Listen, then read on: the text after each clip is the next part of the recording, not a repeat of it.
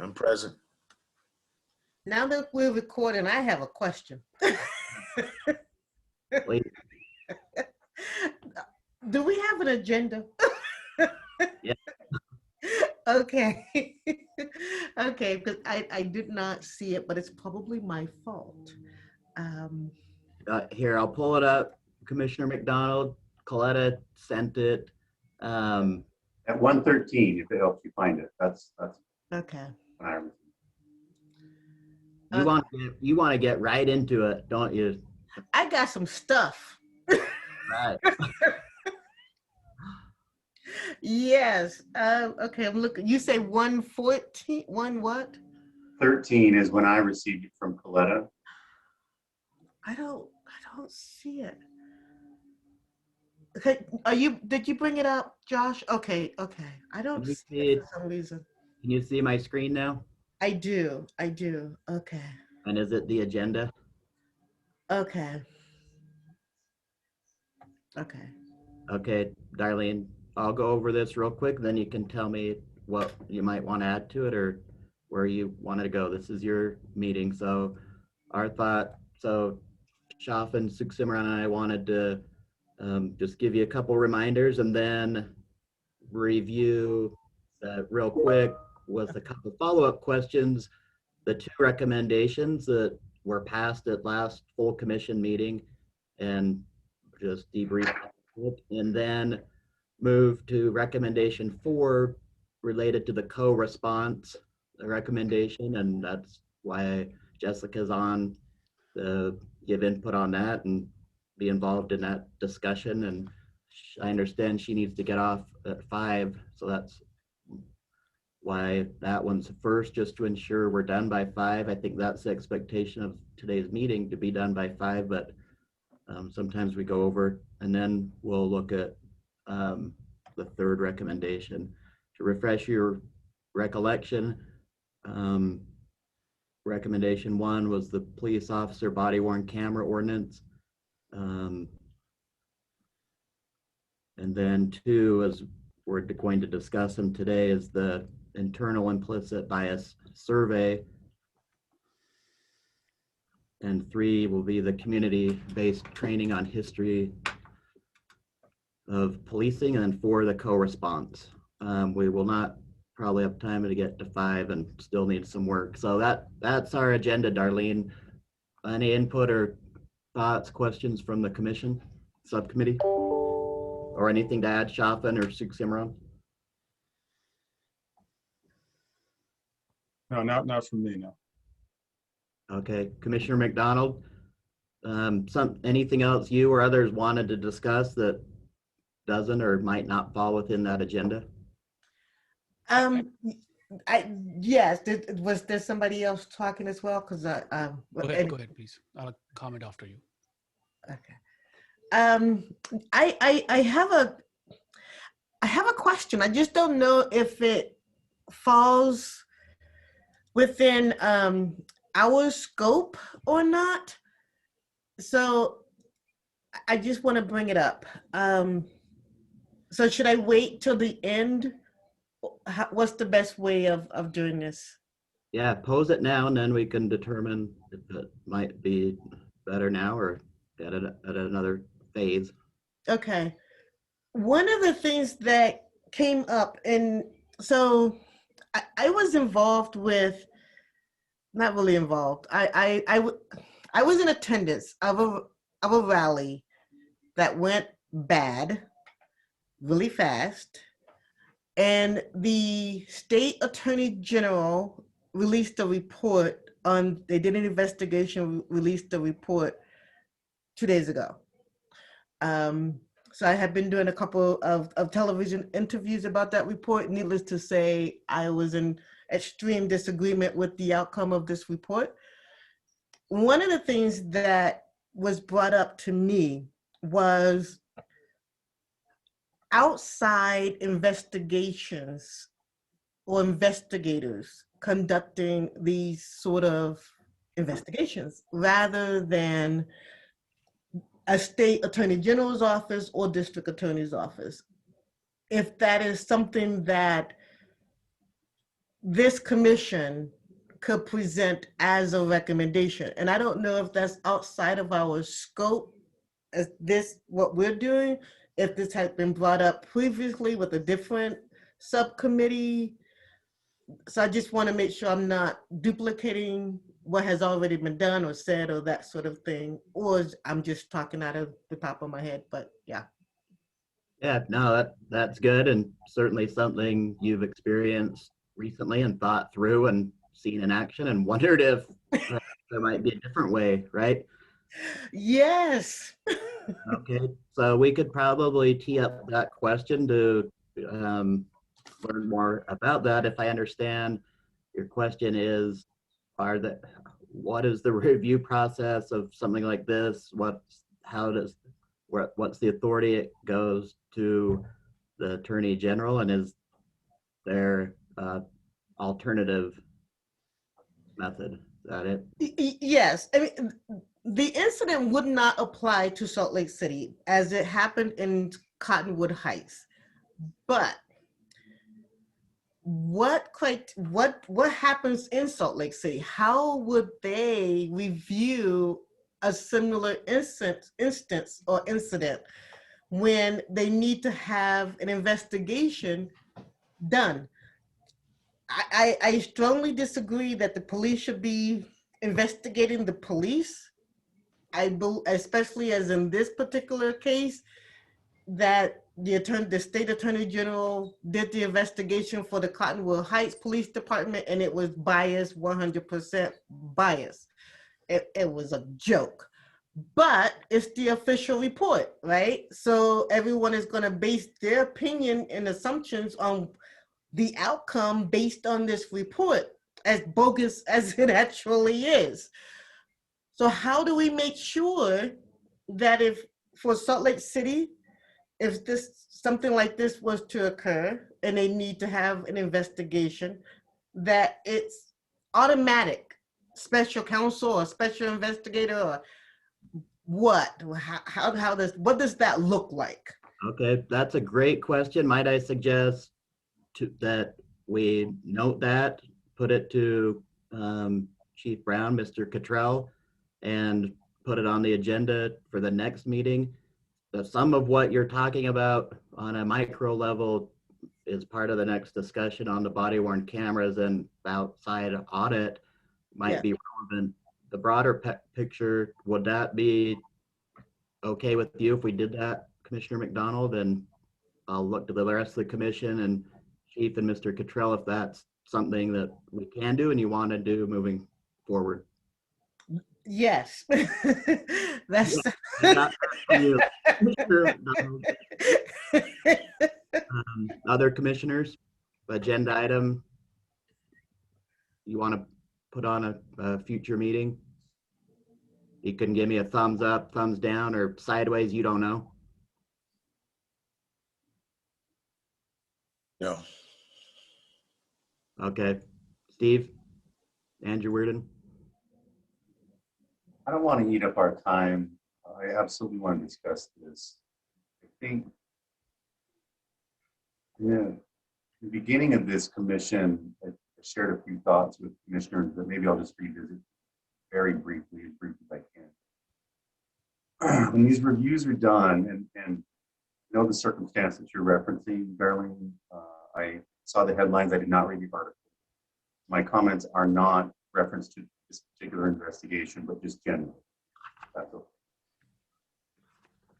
When these situations are reviewed, they're reviewed in the technical facts and the technical rules of the situation.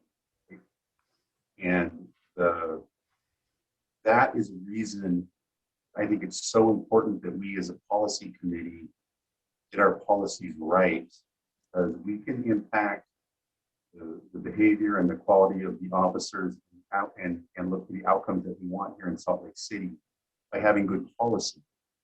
And when we put a set of circumstances against the policies that we write, if the officer is operating outside of that policy, then that disciplinary action can be taken, right? And it gives the department the tools to address that behavior. I know you're talking about a bigger picture issue, and I do think we should discuss that. But I just really feel strongly, I feel like this committee, this subcommittee is one of the most important ones that we're doing because it can really impact that behavior and it gives us the tools to take action. Officers choose to operate outside of that. And it kind of dovetails with concerns that I had with the Chauvin trial, because it's so hard to convict officers in the judicial system, or at the very least, most likely ends in an acquittal if you can even get them that far.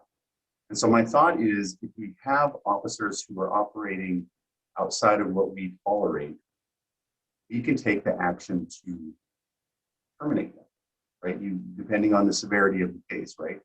We may not be able to convict you, but you can't be a police officer. You can't be a police officer in our city. And I think that the steps that the state legislature took to make it easier for departments to share information with each other makes it harder for officers to hide from their record as they're going to a new department. So if we create good policy on this subcommittee, we can impact incredible change on the quality of policing, not only in Salt Lake City, but across the state. So I know that just addresses a teeny detail of what you're talking about. But I just wanted to get that back on the record as we start our discussion about our policies today, because I think it's a really important tool to help administrators hold officers accountable. Can I piggyback off of that just a second? Because Yeah. the note that I took, the keyword that you said, keywords, was bad behavior, right? And being able to pinpoint and document that bad behavior to be able to get them to not be within law enforcement anymore. The bad behavior at the same, when I think about the investigation, to be able to review and call out bad behavior, and what we recognized and saw as bad behavior was classified as they behaved appropriately and within reason. So it ended up being that their behavior was good, our behavior was bad. They acted within reason and within the proper scope of use of force. When our is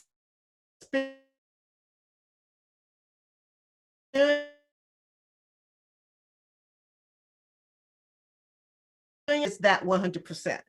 The playing field where the bad behavior gets called out and labeled as such, whether it's a part of the policy and also on video that this is bad behavior. Yeah, so I again, just to clarify, I'm taking a piece of what you're saying and trying to apply it to our community so we can be. Mm-hmm. And I remember the incident. In fact, I called you that day to make sure you were safe because I knew you were there. And I do think that we should have a bigger picture conversation for that. But I just couldn't resist very narrow band of how important policy is in our role on this commission in Salt Lake City. So I absolutely think we should explore what you're discussing, Darlene. And I appreciate Josh's point. Go to another agenda because we got a lot of work done today. We're already taking Jessica with the director rather. But I just wanted to go back to the importance of policy and what we can do on this commission right now. Yeah. And So I just wanted to make that. Yeah, thank you, Commissioner Andrew Weirden and McDonald, and it's a valid point. I think I've got it noted and we'll put it on the agenda item to look big picture. As it relates to today, it's pertinent because that's one thing Shafin, Sukhsimar, Ron, and I wanted to just review quickly with that lens on policy 1 or recommendation 1 and 2, to provide the tools to address behavior, when if the body worn camera footage is reviewed and it's identified it's outside of policy,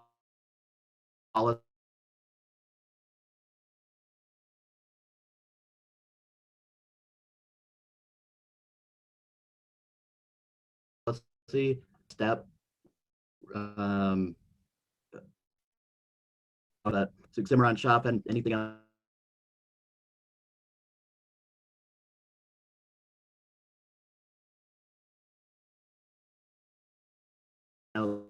Recommendation. I just wanted to share with all of you. Thank you for speaking up, commissioners, and we know there is more on your mind than what we can meet this afternoon. But if right now going to we have 4 items on agenda at least. If we can cover them in the next 42 minutes, I would highly appreciate it personally, and I know Shafin would too. So let's jump into it, Josh, from my end. And from, if you don't mind, Josh, giving us a brief summary on where, what has been already been passed and why should we have this discussion on agenda item 1. I would appreciate that, and we can take it from there. Yep, you bet. Thanks, Simran. So can you see my screen and the Yes. recommendation 1? So as everyone knows, the chief, Mr. Cottrell, Sergeant Givens, we've had some great discussions on the body-worn camera ordinance and policy. It does meet goal or best practices. There are a lot of great things in it. In light of reviewing it and our discussions and the matrix audit, we had further discussions and made, in addition to recognizing what's been done, a couple or a few recommendations to add to that, and these are the 3. So Ordinance 54 requires a qualified individual outside SLC PD be designated by the mayor to randomly review footage. The commission recommended that the position be identified specifically and be provided necessary support and funding so it can be sustainable. Second, that position collaboratively with the current audit and inspection unit led by Sergeant Givens would identify consistent uniform performance metrics and language. And then we specifically identified the 2 subpoints you see there to audit all use of force reviews to determine if the reviews were conducted appropriately within policy, including K9 incidents, and to increase what they're doing, the 5 random reviews, to 20 per month and publish the results. So it's come up within that, directly tied to Commissioner McDonald's point is, okay, once they're reviewed, does the subcommittee want to consider and perhaps modify this to include tools to address the behavior, or what comes out of that? Or is that implicit in the recommendation that that will be developed? And finally, Simran, then I'll let you take it from here. We had a discussion on best practices, gold standard, what that means. And there are many entities out there defining it, but Salt Lake City Police Department's part of the 4% of law enforcement accredited by CALEA. And if we're going to be the gold standard, or they are, then we recommend they go for that advanced accreditation and meet all 462 standards.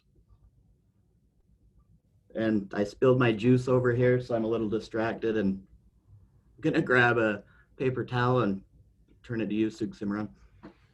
Shafin, what do you think if we kind of restrict next 15 minutes to this item? Do you think that's enough to begin? And then see how that's a good place to start. Let's do that. Okay, perfect. Shafin, any comments you have? And then so actually 2 things surfaced for me. I want to kind of ask you all on bullet point number 1. I know that it talks about designating a qualified third party to do the audit. I wonder, because the question I'm having is, are there parameters for that position in terms of, that you guys would like to see in terms of qualifications for that entity or that person? And then my follow-up, I guess, question for the commission, and also for maybe for the chief, is so what's the probably we kind of alluded to this. What's the process? What happens? So like, let's say, because we know we're going to do a lot of auditing, assuming that you find something that's noteworthy that needs to be flagged. What happens? What happens next? I think those are the questions I have, and I want to, Suxamar, if you want to add to that or focus them on one or the other, it's fine with you. We'll start there. Let's start with the first one, as Shafan pointed out. So commissioners and chief, who would like to start? I guess Shafan. Oh, go ahead, Ifo. Sorry. Sorry, Chief. No, go ahead. You go.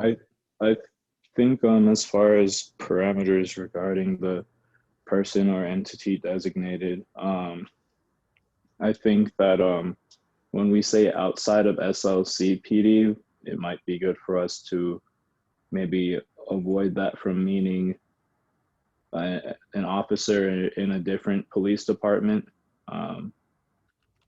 I'm not sure if this is still the case. I'm still a little fuzzy on the different processes, but I know that sometimes with internal reviews, or not internal reviews, but like I guess quote unquote external reviews, it'll be conducted by a neighboring police department, and so I think this might be a good place to kind of step away from that practice. Okay, thank you, Commissioner Ephraim. So I'm hearing you say that you prefer to have some. I mean, there's benefits, there's pros and cons to having people familiar with law enforcement, and also there's all the obvious kind of conflicts that can come along with that. How does everybody else feel about that parameter? Can you put that back up on the screen? Yeah. Please. Does anyone have the actual ordinance? I thought it was a non-form. Anybody know the answer to that? Commissioner Andrew Worden, for me, you sound muffled and distant. I don't know if that's true for everyone else. I'm trying not to be distant. Much I better. Oh, there we go. Does anyone have the ordinance? Because I believe the language in the ordinance, I believe it was a civilian position. Does anybody know the answer to that? I can try to pull that up for you guys while if you want to keep discussing, and I'll try to get you an answer here shortly. And I believe, well, yeah, we'll wait for Mr. Cottrell, but Can I offer some other? I would suggest maybe thinking about, Commissioner Ephraim mentioned the exclusion of other law enforcement, but are there other qualifications that you would like this entity or person to have?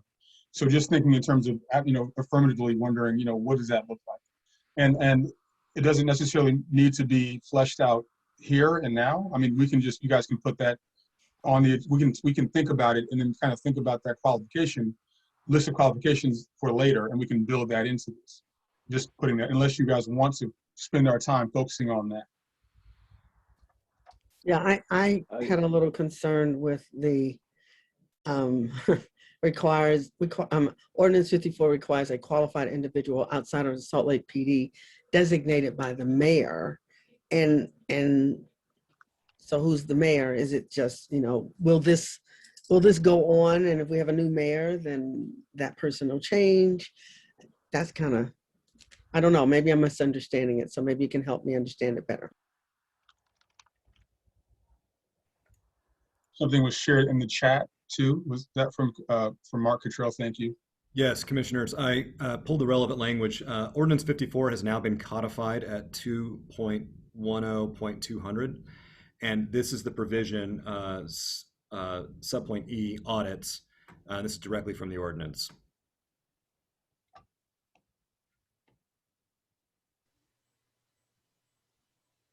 It is in the chat, just to confirm, folks. My apologies. Yes, thank you. So it looks like the language doesn't explicitly say civilian, which I mean, it doesn't necessarily have to, and like you said, it's already been codified.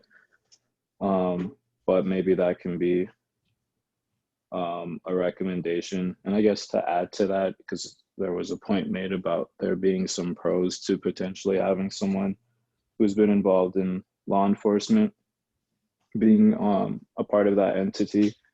And I think it would make sense to see if there's maybe someone who's had experience working with law enforcement, but isn't necessarily a law enforcement officer, if that makes sense.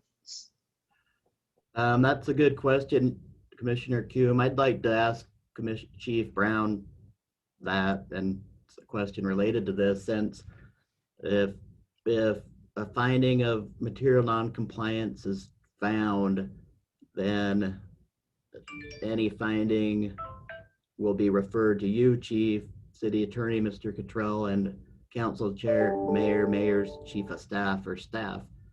So you're going to need to find that credible, this person's got to be qualified. Since it's going to you, what are your thoughts on who this person is? Well, thanks, Josh. Good afternoon, commissioners. Good to be with you. Just real quick, and I've been thinking about this as you've been debating this issue. I think in the interest of transparency and kind of that outside optics, it probably should be somebody that doesn't have connection to the law enforcement, like Ephraim's talking about. It probably wouldn't hurt to have some law enforcement background to understand a little bit of the context of these calls and things like that. But kind of an overarching statement, I think we should probably try to get this as good as we can. I really appreciate your thoughtful insight on this, but every order, every executive order, every policy that we ever write, we always rewrite it because it's never good on the first go round. And I think what you should do is maybe look at putting something in there that says to be reviewed in 6 months, or to be reviewed, annually. In the CLIA accreditation on the bottom, part of that is to put out, I think Mason and his team put out 42 different reports every year so that you can measure how you're doing. And I think that's what you're looking for here. You want to measure what we're doing. So I promise you it'll change. Let's just get it to where you think is best, and then we can review it as we go, because I know it's going to change, and I know we're not going to get it right on the first one. We're going to get it close, but and you have my commitment that, look, we're always changing. So we'll continue to go to have these conversations and make sure that we get this ordinance and this person in this position right where you need it, right where everybody feels good about it. Does that make sense? Commissioner Shiflett, you had a question. Thank you, Chief. You had a question about the language, if I'm not mistaken, about the mayor. Do you ever ask the question? That was my question. I just, designate by the mayor. And okay, we have a mayor in right now. So what happens when the mayor changes? Will this be changed? I'm not quite sure how this works. So, yeah, I mean, I think I understand what Commissioner Shiflett is saying. We have a mayor that is friendly to what we are doing. It is always a possibility that we could get a mayor who's not friendly to this work, because these are elected offices. So thank you for breaking that down for me. I appreciate that. What I'm hearing, Commissioner Darlene and Commissioner Shiflett, is that you have a question about clarification about the power given to mayor under this stipulation, which is the mayor is the one who is going to randomly review and audit body-worn camera videos. And what if the mayor is or isn't supportive of what this provision is asking the mayor to do? Any other discussions on this? Yeah, is that right, Commissioner Shiflett? That's exactly right. Okay, that's my concern. So the question is the power given to mayor. Can we do something about it? Should we change it? Should we make an amendment to this? Any other comments by other commissioners on this before we go to the city or the chief to comment on this? I think that maybe one consideration is like splitting up the decision making on the designation. And so maybe if it's not solely just the mayor, if there's another entity, or maybe if it's even this commission, for example, I don't know, just maybe just an additional designating power. So what I'm hearing is having a check and balance approach. So have somebody else in addition to the mayor who can be, okay, that's so it sounds like a fair approach. Any other commissioners would like to comment at this point on this specific issue? I just want to throw out the city is just in the process of hiring an equity officer, and there'll be an equity officer and staff to support that. And that person, as I understand it, and Mark, maybe you can help me out with this, but will be, I don't know if it's in the mayor's cabinet or in the mayor's portfolio. I would assume that the mayor would take their ideas or their concerns into consideration while making the appointment. That I'm personally kind of looking at that equity officer and thinking that the recommendations that we make as this commission, we're going to have to rely on that person pretty heavily to have that oversight to make sure that it has that equity lens once our ideas become policy, right? So we can give definitely some detail, but I really think that's going to be a strong advocate for us utilizing that equity officer. My quick question, Commissioner, thank you. Is the equity officer going to report to the mayor? I believe the equity officer does report to the mayor, but also keep in mind, and I can be corrected as well by staff, I believe this person serves at the pleasure of the mayor. This person is not a civil servant. Am I correct on that, staff? So the mayor could do away with this position if it's not the current mayor and they decide they don't want it. Thank you, Commissioner McDonald. It's my understanding that this position was created by the mayor, which necessarily means that a mayor could probably eliminate the position as well. And that this person will serve in the executive branch and report to the mayor's office ultimately. But I have not been involved in the discussions about the creation of that department or that position. That's just my assumption. And certainly if I learn anything different, I'll let you guys know. So Darlene, your point is that goes back to the original question about the importance of the ordinance and the longevity of the integrity of that auditor position.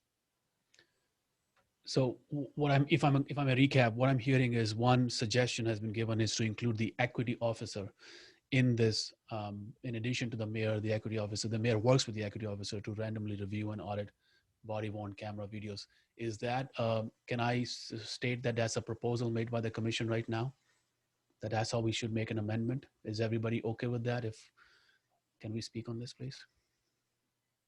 I think I'm also hearing though that there could be some concern about the allegiance and power of that individual, because it's hired, that person's hired by the mayor. That position could be eliminated by the next mayor. And if it's in the same reporting structure, that could nullify the neutrality of that individual. That's also what I'm hearing. So my question would be then, I see Ephraim, you came off, Commissioner Ephraim, you came off mute. Would you like to share your thoughts on that? Yes, I think that when my original comment about having an additional designating entity, I kind of imagined that it would be outside of the mayor's office for some of those reasons. I don't know. I think the nature of that equity position might be kind of temporary, and whereas this ordinance is meant to have a little more permanence, and so maybe putting power or responsibility in the hands of someone that also reflects some of that permanence would be better. Okay. Any thoughts? So I'm hearing a couple of different options here, in terms of we have one, potentially the equity officer. So that's somebody inside the city. We have Commissioner Ephraim suggesting possibly someone independent of the city. I want to get to a place we can make a formal recommendation, or at least put something here. What does this commission say? Either way, because I think we can flesh out the details of what it looks like, either whether it's inside or outside. But I think that seems to be the kind of the defining point. Should this person exist inside the mayor's office, or should this be an independent party outside the mayor's office? And I think maybe we can start there. I agree with Commissioner Coombe. It should be outside of the mayor's office, independent agency with a different lens, but also with some background or some checks with police activity. Excellent. Thank you so much. Other thoughts? I second that or third that. Perfect. This may be a good time, Shafan, if you agree with me. I think we should see this overall additional recommendations to achieve gold standard, to see over moving on from bullet point 1. If there is other recommendations on the other 2 bullet points, what do you think? Is that? Yeah, absolutely. But I think it sounds like we're good on the outside, something independent and outside. It feels like that's a solid recommendation. Let's proceed. Let's move on to next bullet point, folks. So we have this Salt Lake City PD and qualified outside body want camera auditors, and they should consider including auditing all the use of force reviews. But so take a look at that recommendation and increase the random reviews of videos by outside qualified individual from 5 to 20 per month. And that includes random sampling of officer videos as well as completed supervisor reviews. I think the goal behind that, which we were discussing last meeting, was to give more sampling to the of the officers' videos instead of picking up only 5, which could be from 1 day or 1 week. 20 at least gives a chance to pick up videos from different days in the month. Any changes to that language?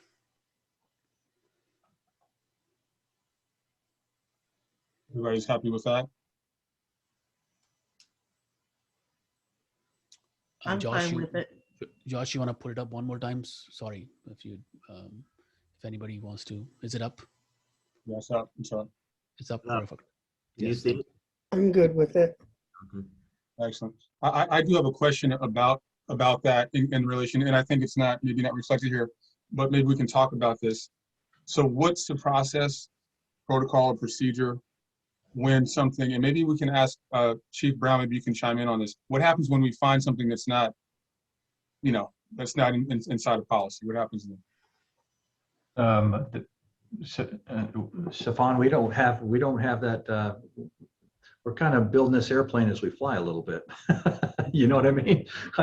That's why I say we need to be a little flexible and kind of see how it goes. So I'm not quite sure how that's going to work.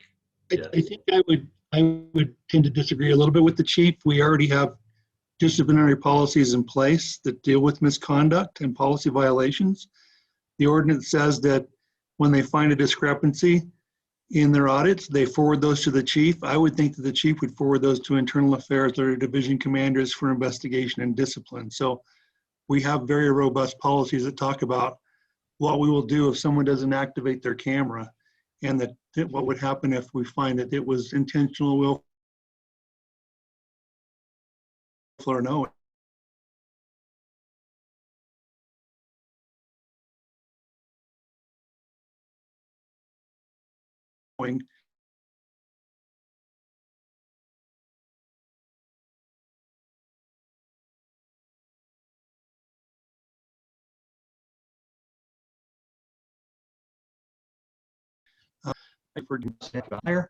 We'll deal with that. If it's habitual and chronic, then we'll go back and look further. Our policies talk about a 30-day window. We'll go back to see, and we'll look at all the body worn camera to see if it is an intentional thing that's happening. So, but as far as coming from that body, to me, that can easily be done. It's just I'm not sure how that would look. Got it. And the other question, the follow-up question I have is, this is interesting because I mean, you guys, I'm in LA, so I know that the chief of LAPD sometimes they have to kind of, he may think one thing, but then there's a body that kind of has to agree with them too. So how does the determination for discipline, where does that land? Is that your responsibility, or is that by yourself, or is that a collective body, or how does that work? And that's because I'm not informed of Salt Lake City's policies in that regard. Well, they would be sent to Internal Affairs. They would conduct the investigation. And like I said, if we needed to go further back in time to look at those videos to see what may be occurring, if it's intentional, it's definitely a whole different game than if it's just a mistake. And so the discipline would subsequently follow the act or the egregiousness, but it would go to their captain typically to be reviewed in a PDH. We have a discipline process that we would follow through, and then we'd make a determination from there. Can I add something to that? Sure. Thank you, Chief, for the information. I have a clarification question with point 3, just moving along with Shafan's question, which says publish the results of body-worn camera audits and review audits annually. And maybe asking anyone in the PD right now, what's the procedure in place right now? Are they published one time in a year on a website? How do we know where are they published? And is annually the standard we want to hold on to? Tim, you want to jump in on that since that's in your shop now? I think that's your recommendation, is that we publish those results annually. I don't believe we publish them right now. They are given to the chief and they are done once a year. I just barely took over that area of the department though, so they may publish them. I'm just not sure that they do. The CALIA reports, they're done annually. So there is a body-worn camera audit that is done annually through our CALIA accreditation, and those can be published on an annual basis. What we do above here is this new review, that is yet to be determined, or how we want to do it. So let me kind of circle back and kind of tie it together. So it sounds like there's existing policies in place for how I guess anomalies are handled, that complaints or issues that could occur are handled. Is the commission good with that? If we're good with that, then we can just keep moving forward. Is that, or is there any insight or additional information you'd like to add, commissioners? I just had that annually seems like a long time, considering the state of the country. Okay. So your recommendation would be for biannually, or how frequent? Biannually will work, yeah. Can I ask a question? Please. When we look at misconduct, Chief, you indicated habitual. Define habitual. I mean, how many occurrences would have to occur before it was designated habitual? Commissioner, I mean, if we had an officer that just refused to turn their camera on, and there's like a period of time on their shift or during the week or their work week, their camera is not on and they've been on several calls, there's a problem there and we need to address it. If they've missed one accidentally in a 30-day period, that might be just a mistake. And hopefully they would document that in their report. I think what we need to, I think we're kind of getting some of these reviews mixed up. We do through Sergeant Mason Givens an audit and inspection of our body-worn camera process here. He randomly looks at everybody across the department on an annual basis. They're sent out for an audit check. I just had one a while ago myself. I didn't have any video to be reviewed, but I did. My number came up and it was put out. So there's that. And then there's the review that you're talking about under this new ordinance of somebody to look at this externally. And then there's the body-worn camera ordinance that the council just passed, where I think, and Mark or Tim, you can jump in, they want to have a quarterly report of those that are failing to abide by the state law and the policy.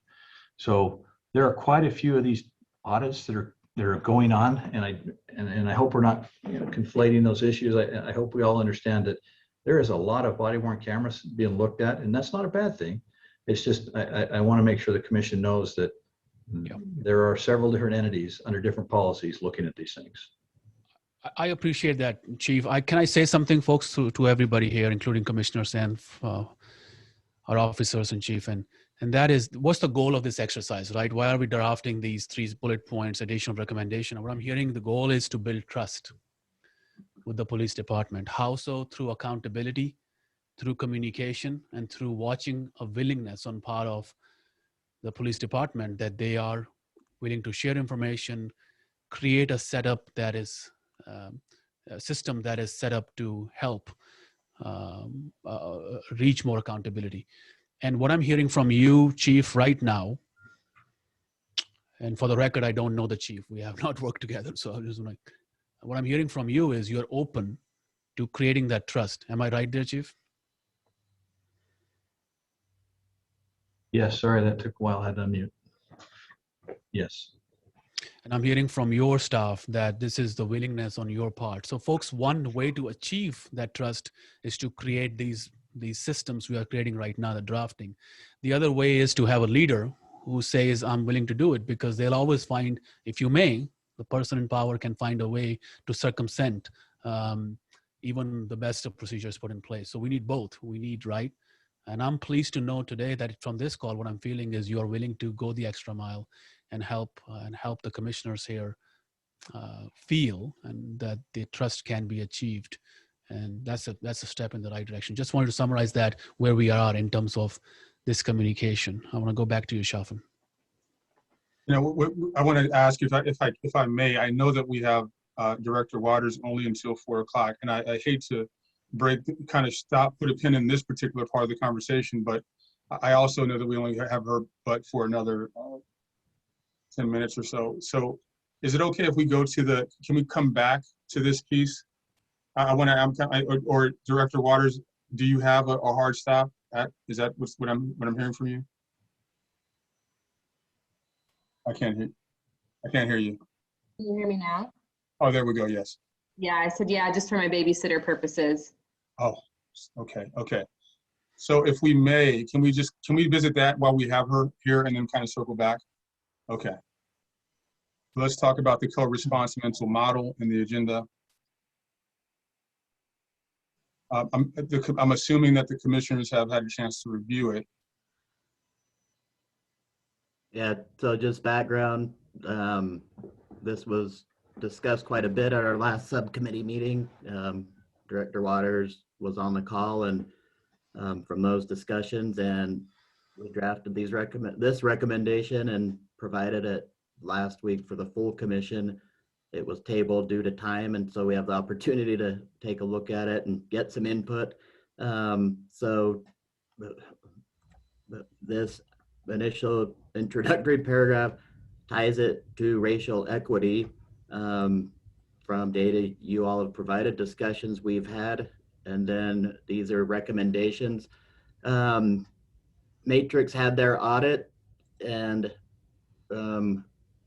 we incorporated some into here, but it was in line with what we were discussing, and we actually discussed going a little above and beyond what they had recommended, particularly related to increasing the number of officers from 4 to 10, so you could have 10 teams. I believe they recommended just 2 additional. So that's kind of the backdrop there, and I'll turn it back to you, Shafin, and for the rest, Commissioner or Director Waters, others for discussion, comment. Yeah, and I also see that we have a bullet point at the bottom to talk about potentially developing wraparound services and continuity for de-escalation. I'm not sure if you were able to see that. Yeah, right here, this one here. Let's take a minute to read these kind of 2 bullet points here. I want to kind of hear from, I guess, Director Waters. Is this happening? Are you familiar, or because we don't want to, if this is already happening, then we'd love to hear about it. If not, maybe it can be a recommendation so that it can happen. Yeah, just as I read this a little bit, and just so you guys are aware too, thanks for jumping over to this topic too. I'm sorry about my time. I met with Matrix today, actually, and they were going to reevaluate their recommendations of officers added to well. So they may come back with more recommendations. But the wraparound services, correct me if I'm wrong, am I understanding wraparound services as like follow-up care, like case management needs, housing, mental health treatment? I'm just kind of reading this right now. Yeah, that's right. So there's a reason for the acute situation happening. The question was looking at the why it's happening and trying to look at the underlying reasons and issues that caused it to kind of address those issues so that we don't find ourselves in the same situation. Yeah, and I think that's one of the strengths of our program is that that's our goal, is to figure out what's the root cause here and what can we do. Do you just need housing, and that will alleviate calls for service and your mental health crisis? So that's a big part of our team's work, is that follow-up work. And that's why we do that day shift for that follow-up wraparound services to see what's the big areas that's causing these crises and how can we intervene there. Mm-hmm. So when you address the wraparound, are you also connecting them with services that would alleviate the other issues? Yeah, that's our goal, is to connect them to long-term services. If that's with Valley behavioral health provider or with a medical provider, that's our goal, is that we're the middlemen, but we connect them somewhere else for that long-term care and long-term treatment. So I want to kind of put it to the commissioners at this point. What does this sound like to you? Does this sound like it's ready for your sign off? Do you have any other questions you'd like to ask Director Waters, sorry. Sorry, Shaf, just to clarify, is that question specifically related to the wraparound services piece or the other bullet points above? I was looking at all of it, but maybe that's too big of a bite to chew off of. Maybe let's just talk about the wraparound services piece and then work our way backwards into the rest of the document. Commissioner Andrew Riordan, you came off mute. I want to hear you. Yes, thank you. Director Waters, we're already doing this. As part of the case management, that's the investigation on how we got here and problem solve that and try to put that. And do you find that that's pretty effective? Yes, it does take some time though. It's not always effective on the first go. I do feel like we save a lot of money in having our social workers work with that person. Like right now, we have a top caller who calls one of our staff, and it was working on housing, and she would call about 10 times a day before this. Now she's not calling 911, she's calling us. We haven't gotten her housing yet, but at least we've slowed down those calls, and when she's in crisis, she calls us. So I think that's a big part of what we do now. And so while you're problem solving and trying to address those issues, you're also, the detectives or social workers also have a direct connection with that client, and that reduces the total number of calls to patrol because they work directly with the client. And is this, in this paragraph, are we adding what you do, or are we codifying and supporting what you already do? In my understanding, it looks like it's stating what we do minus the STAR program comment at the bottom, the EMS response. That one's separate, and that one is not what we do right now. So I'm curious about that too. Yeah, my question was just that paragraph. Thank you. I have a question too. Is the increase the number of officers from 4 to 10? That's not changing the current budget allotment? Is that going to impact your budget or not? I'm not sure I can answer that question. You're asking if we have it in the budget to increase that number? Yes. As of right now, I'm not too confident. Can I jump in on that one, Jessica, real quick? Right now, I believe last time we checked, we're down 45 officers.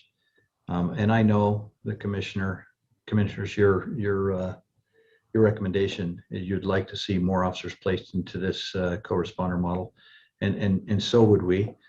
But right now, in this crisis of officers and staffing, we need to put our resources to 911 calls and response calls.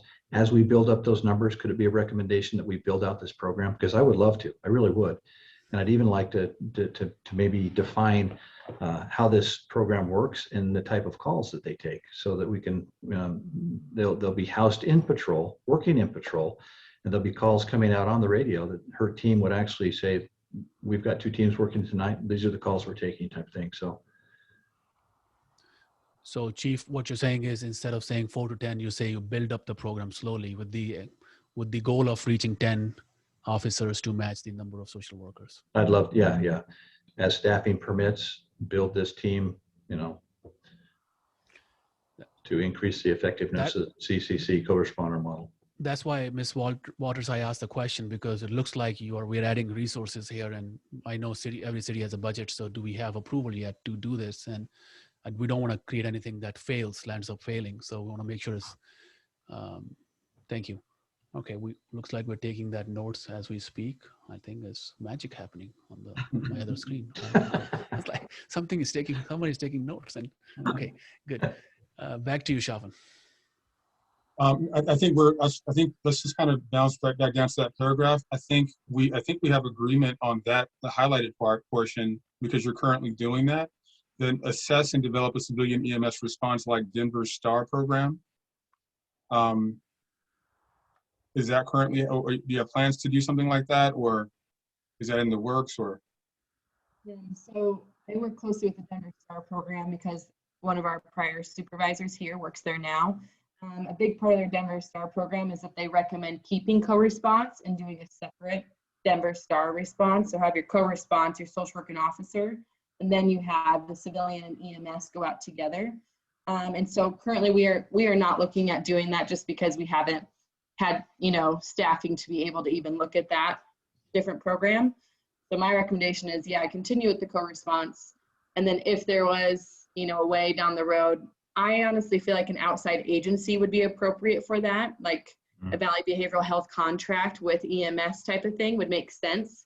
So people don't get confused on our role of being co-response versus just like, non-police response. Mm-hmm. And Jessica, I think in Denver, I don't know, the STAR program isn't run by the PD, right? It's an outside agency. Correct. I believe county funds it. So then it sounds like the recommendation from you all would be that maybe this is something to evaluate in partnership with an outside agency, if and when the time is appropriate to include that. I feel like that'd be appropriate on my end, yeah. Thank you. Okay, can we just roll? And I know we're right at time here with you. Is any other, we kind of ask open to the commissioners, any questions for Director Waters before she leaves? Director Waters, could you opine or give any input on the previous bullet points before you go, or have any comments? We kind of talked about this one and increasing it, but I guess that tied to the additional staff as well, right? Yeah, after talking to Matrix today, the recommendation was to, once there is full staffing and patrol is back to full staffing, and to do this staggered response. It sounds like we might have more social work positions in the budget, this fiscal year budget, which that would allow for us to hire specifically for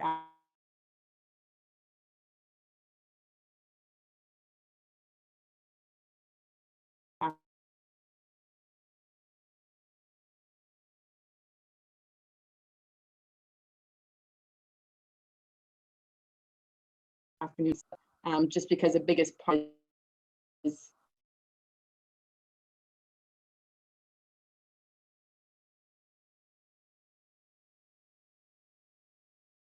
and with I was going to say we had time. So. Sorry, magic's happening still. You keep doing this to me. You keep this to me.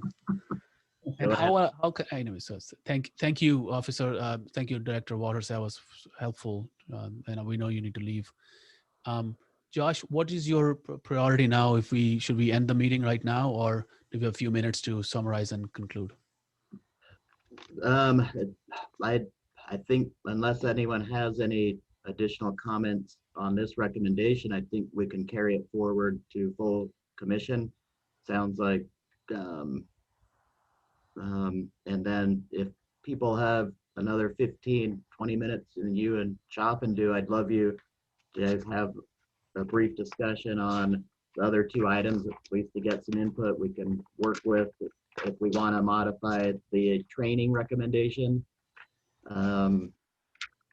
And just have follow-up on the survey.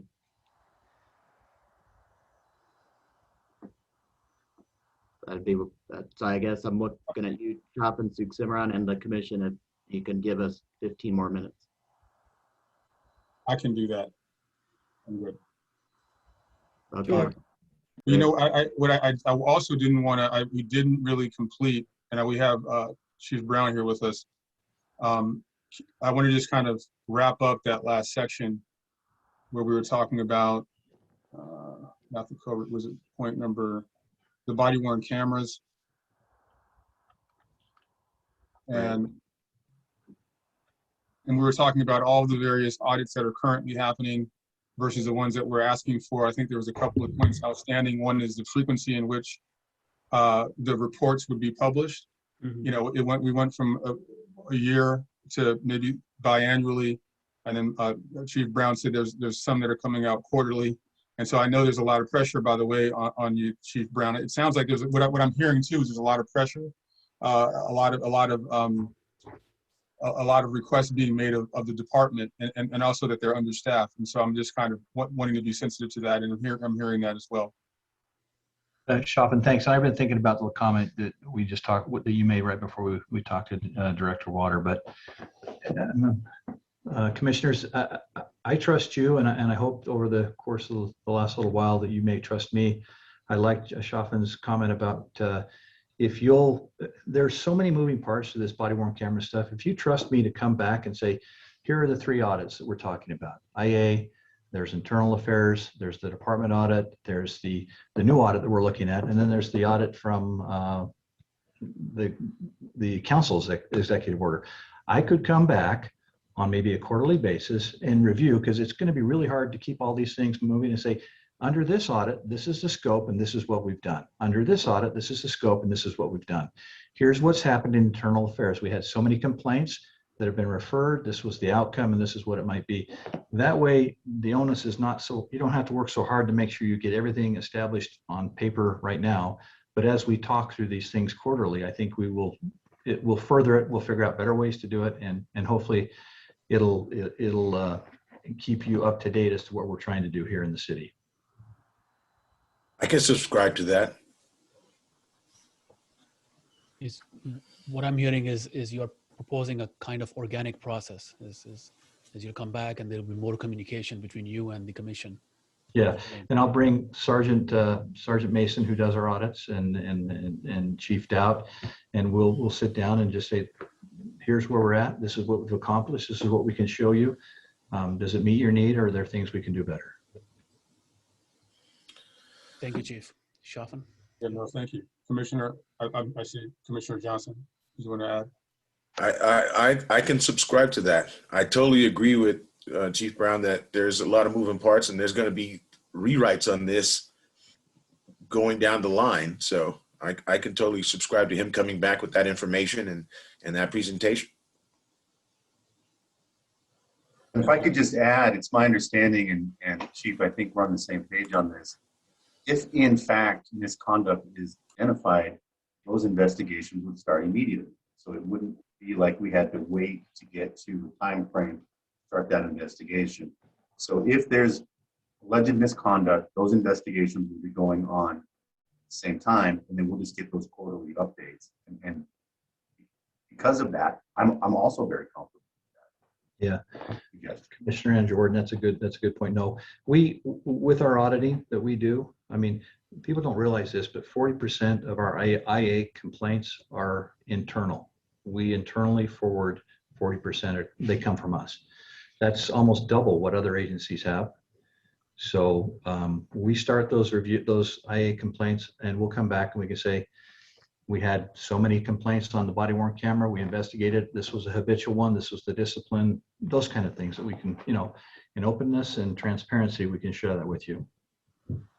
Thank you, Chief Brown, and thank you, commissioners. It sounds like this is also a cycle that will increase the capacity for trust and relationship building, and also opportunities for learning. So I think it sounds really good. I'd like to, if possible, well, I guess what we need to do is I want to move it to the section 3, which is talking about training, if we could. And because I believe that there's some updates as highlighted in blue or kind of in the yellow highlight there. And that was from Chief Brown. Yeah, there we go.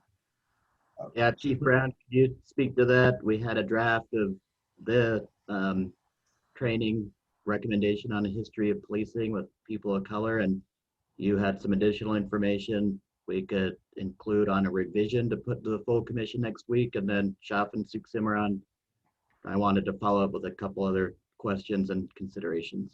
So Chief Brown, could you provide an update on your thoughts? Yeah, commissioners, last week I told you I'd contact Jess Anderson. He's Commissioner of Public Safety in the state of Utah, and this is an email that I received back from his training coordinator, and it was the training that the diversity training that they did with UHP. They did 18 diversity and inclusion discussions in 2020. That was their in-service training. They were 2 hours in length, and they had 40 students each, and that they were able to bring in 40 UHP troopers, conduct this training. And and I like the format. It was more where Dr. Forrest Crawford, Dr. Kathleen Christie, and Miss Emma Houston came in, and it was kind of an open discussion. They talked about experiences and things that they were dealing with, and it was kind of a back and forth, which is, I think, where the commission wanted a lot of the understanding and the things that we wanted to talk about are going to be accomplished through that open, raw, organic conversation that we're looking at. But they put those 3 doctors, or those doctors and Miss Emma Houston on the payroll of the UHP, and they paid them $50 an hour to come in and do this training. They invested about 134 hours in total to conduct this training.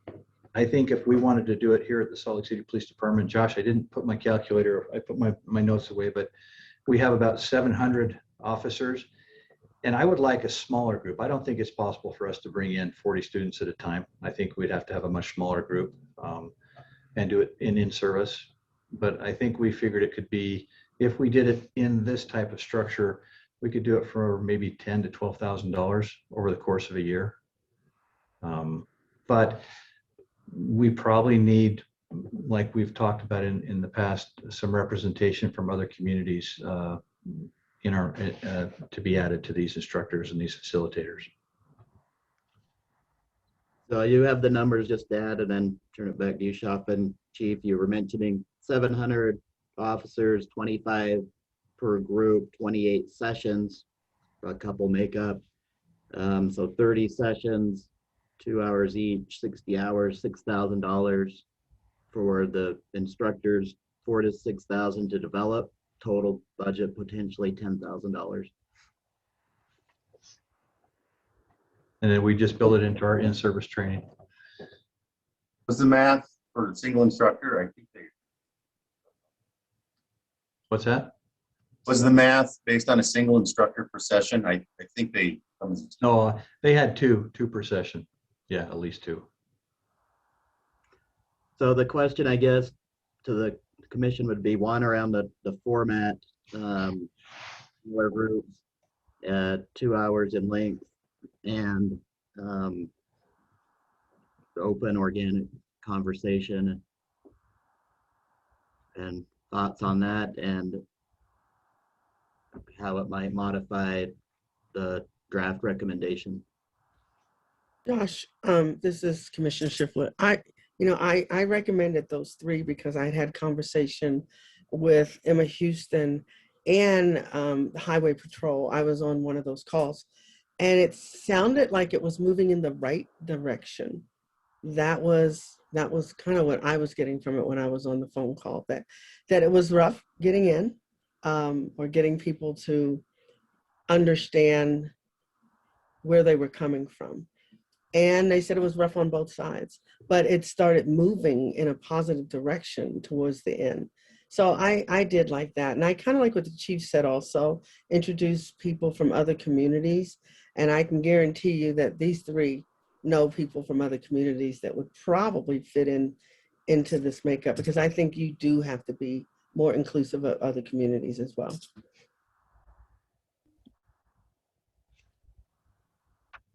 Thank you for sharing that. Are there any other comments or thoughts on this particular piece? Are we comfortable with the structure, the format, what's being suggested?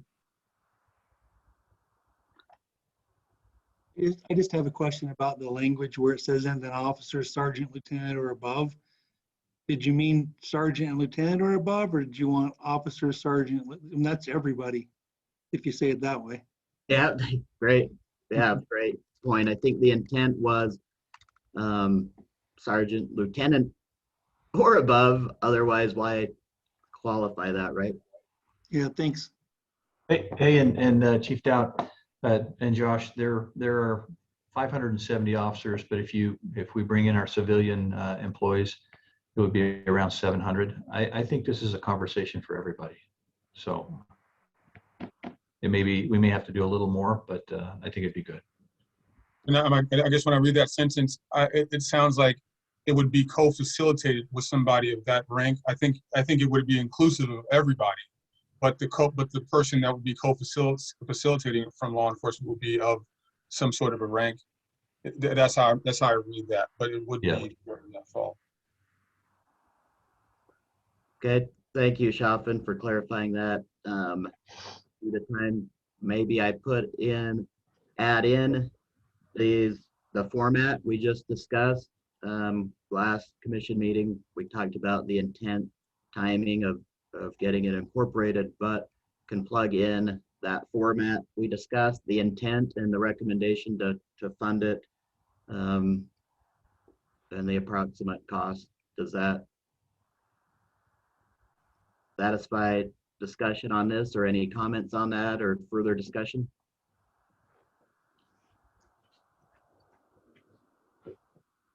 Does everybody give me a thumbs up if we're good to go? Or I'm saying, I see a couple of thumbs up. Excellent, perfect. Thank you, thank you, thank you. We're good. So we're good. I think that matter is settled. Excellent. Right. And I know we just have a few minutes, but Shafin, in our discussions, I wanted to touch on this briefly and let you ask some poignant questions that you had about the implicit bias survey that was passed. We talked about it being a first step, right? And we might want to consider just tweaking it to attach it to a series of steps, because question is, okay, after it's done, what's next? Is this to become like a baseline? Is it to help inform and become aware? Okay, we do it, then what? So what were your thoughts on that, Shafin, and questions we might consider? Yeah, and I think maybe this is something that you guys you all can sit with, unless you have urgent thoughts you want to share immediately. You have to assume that as we do these tests, you're going to find that all people, because we're all biased, we're all biased in us, and so you're going to find that that's the case. So then what happens when that, because if you do that, and that's where it is, like, great, now what do we do? So I think I would suggest thinking about positioning that inside of a context of remedies, or a process where, we're moving away from that or out of that, or we're adjusting that. The other reason for potential awareness is that the officers are out doing the work in the city. And they may be involved in uses of force, things of that nature. And if you stop with the picture of we did the bias collection and everybody's biased, and you stop there, it could misrepresent the idea that we're trying to move towards healing and bringing things together. So I'm just kind of, I don't know if you guys understand what I'm saying there, but I'm just going to put that out in terms of what our intention is, with even bringing it into this conversation. Hey, we need to know that bias exists. What are we doing about it? And what are we doing to move us into a different reality? That's my kind of 2 cents. It really isn't a question, but I'd like for us to think about that. So next time we come back, we can be thinking about, hey, so when you discover there's bias, what do we do? what should we be doing to move people away from that position? And we're all, and also the context in which, because I think that's also too, to frame it in the context of understanding that bias is a reality, not just for law enforcement, but for everybody. Any thoughts about that before we wrap this meeting up? Thoughts or ideas? Comments? I totally agree with what you just said about everybody having a bias. That has to permeate, and that is so true. Whether it's law enforcement or individuals, everybody's just got to understand that. Mm-hmm. Thanks for saying that. Thank you, Commissioner Johnson. I think it could be a way in which we bring the community together with law enforcement, because, just understanding that this is something that we all grapple with as humans, put it that way. And as humans, we come together and we learn and we learn and we grow. So I'm going to back up here because it's not my job to close the meeting. So I'll leave that to Josh and people that do that. No, that's excellent. And Shafin brings a perspective that's amazing and appreciated. The subcommittee has done great work at pulling these recommendations together, and the commission passed this. These are things to think about for our work's done in June, and for the final document we want to incorporate into here, or leave it as we have, like the results to be shared with commission to inform next steps, right? And let them do that. We could also include language along these lines in that final report and state these intentions and what Shafin just said. So want to leave you guys with that and see if there are any follow-up questions on anything we've discussed or any other items to be discussed. Commissioner Shiflett, you've been unusually quiet tonight, and maybe because a lot of these ideas were put forth and developed by you already, and you're pleased. Just checking in. I'm tired. I got a lot of stuff on this plate that's on my mind, so I'm tired. All right. Well, I appreciate your input and how you've helped develop these. So Thank you. Just to conclude, I'll note the clarifications or modifications to 1. We've passed 2. We'll put forth 3. I'll make those modifications we discussed on format and process for final approval, and also number 4. And we'll put before the full commission on Wednesday. Great work, and appreciate you all. Anything else, Shafin? I know you said it's not for you to close, but want to give you an opportunity to closing statement or anything else. Are you good? I just want to say thank you. Thank you all for the work that you're doing and allowing us to be a part of it. Really, it's inspirational. I really appreciate you all. Thank you. Great. Thank you, Shafin. Appreciate you. And Commissioner McDonald, thank you for the session at the beginning, and we'll also take note of the broader discussion for the next meeting. Thank you. Chief, thank you for your input and continued support of the commission and the subcommittee. So good night, Commissioner McDonald. Sorry you came on. Anything else? No, I was just saying bye. Okay. Thank you all. Bye, everyone. Thank you so much. Bye-bye. Good night, everyone. Thank you. Take care. Good night.